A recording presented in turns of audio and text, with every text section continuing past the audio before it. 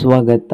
ಇಂದು ಗೃಹಲಕ್ಷ್ಮಿ ಯೋಜನೆಯ 31ನೇ ಕಂತಿನ ಬಗ್ಗೆ ಮಹತ್ವದ ಮಾಹಿತಿಯನ್ನು ತಿಳಿಸಿಕೊಡುತ್ತೇವೆ.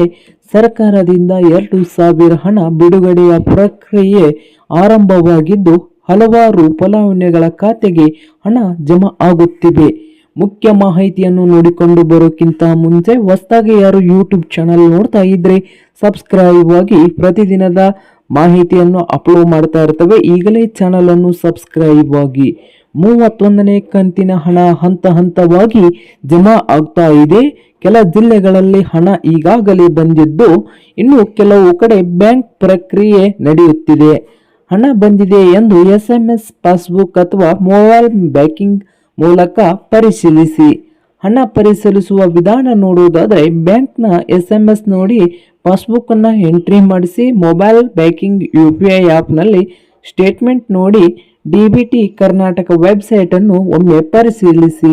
ಹಣ ಬರದಿದ್ದರೆ ಏನು ಮಾಡಬೇಕಂದ್ರೆ, ನಿಮ್ಮ ಅಕೌಂಟಿಗೆ ಹಣ ಬರದಿದ್ದರೆ ಆಧಾರ್ ಬ್ಯಾಂಕ್ಗೆ ಲಿಂಕ್ ಆಗಿದೆ ನೋಡಿ, KYC ಪೂರ್ಣಗೊಂಡಿದೆ ಎಂದು ಒಮ್ಮೆ ಪರಿಶೀಲಿಸಿ.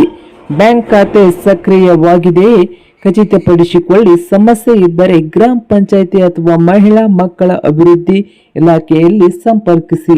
ಯಾರಿಗೆ ಹಣ ಸಿಗಬಹುದು ಅಂದರೆ, ಈ ಯೋಜನೆಯ ಅರ್ಹರಾಗಿರುವ ಮಹಿಳೆಯರು ಕುಟುಂಬದ ಮುಖ್ಯ ಮಹಿಳೆ ಹೆಸರಿನಲ್ಲಿ ನೋಂದಣಿ ಇರಬೇಕು.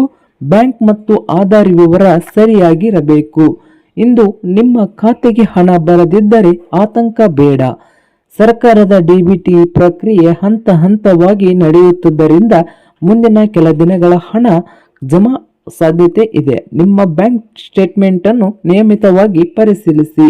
ಈ ಮಾಹಿತಿ ಉಪಯುಕ್ತವಾದರೆ ವಿಡಿಯೋಗೊಂದು ಲೈಕ್ ಮಾಡಿ, ಚಾನೆಲ್ನ ಸಬ್ಸ್ಕ್ರೈಬ್ ಮಾಡಿ.